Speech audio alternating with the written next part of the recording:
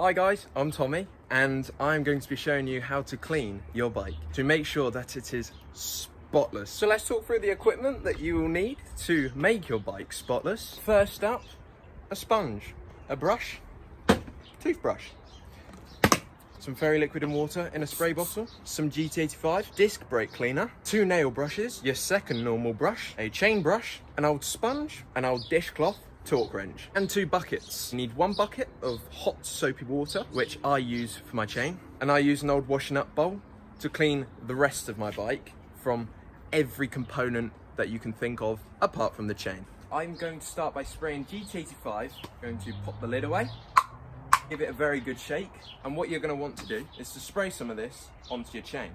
You're going to want to backpedal as you're doing this and spray downwards. That'll do. The reason I angle the nozzle downwards and not vertical is because if the nozzle is directed straight at the caliper and the disc rotor, then that will contaminate the pads, meaning that I won't be able to stop.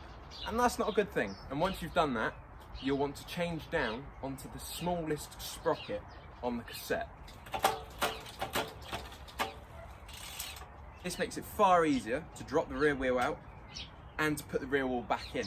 Next, I'm going to grab my torque wrench. Now, I have through axle on both my wheels.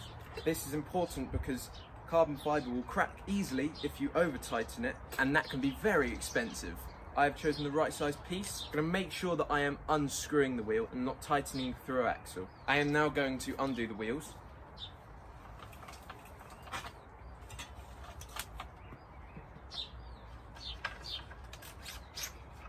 Once you've taken your wheels off, you're going to go put them somewhere safe. You're going to go prop these up against the shed. Now, it's just a case of cleaning the bike. I'm going to get my sponge and give my bike a good scrub.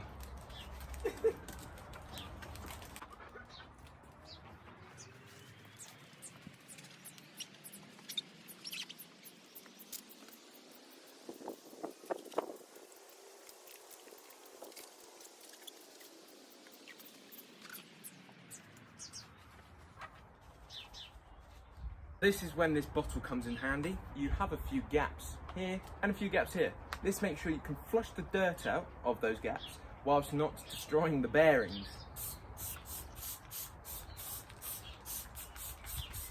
Once you've done that, you get your hose and you rinse the bike off.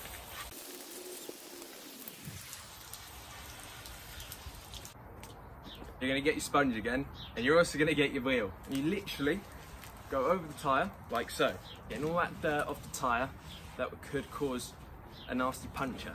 Go around the rim. If you're really fussy, you can do the spokes as well. I guess I'm quite fussy. Making sure that your sponge is very clean.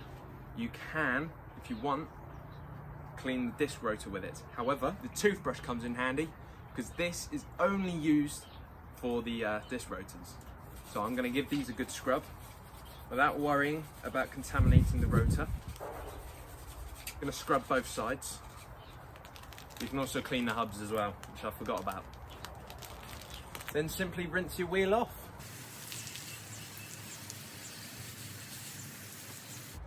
With your rear wheel, it's slightly different, but not too complicated.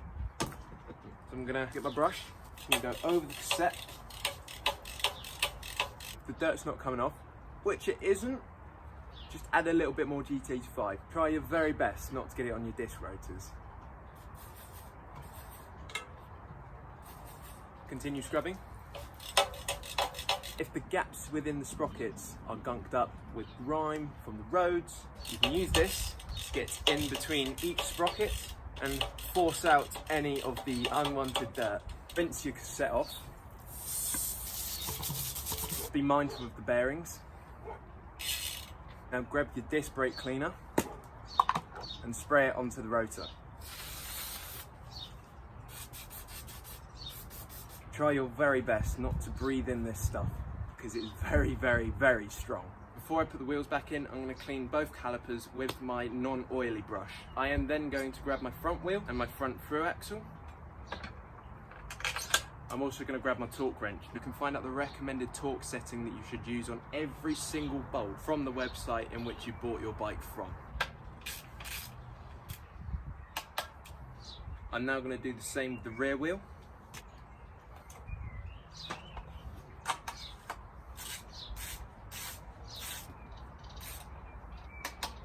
Now to clean your chain, you'll use your 2 nail brushes and use them to sandwich the chain.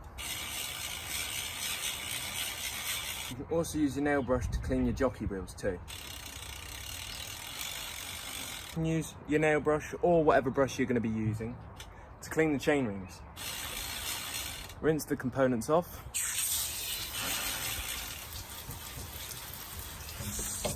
Grab your other sponge, wipe off any excess gunk. This will make sure that your chain looks shiny. Give it another little hose if you want.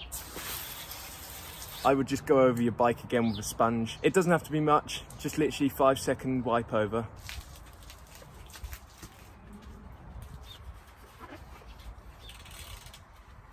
Hose it off again.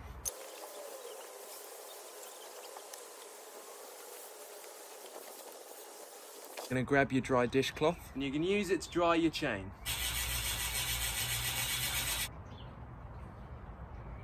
I am now gonna dry the rest of my bike.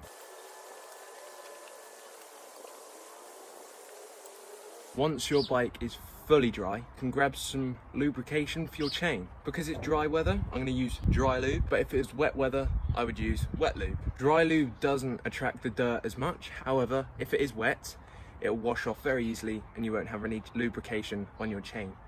That way, it's less efficient. Wet weather oil, it is waterproof, but it attracts a lot more dirt, which means that it will have to be cleaned much more regularly. It's also very inefficient, but much better than using the dry lube in that wet weather.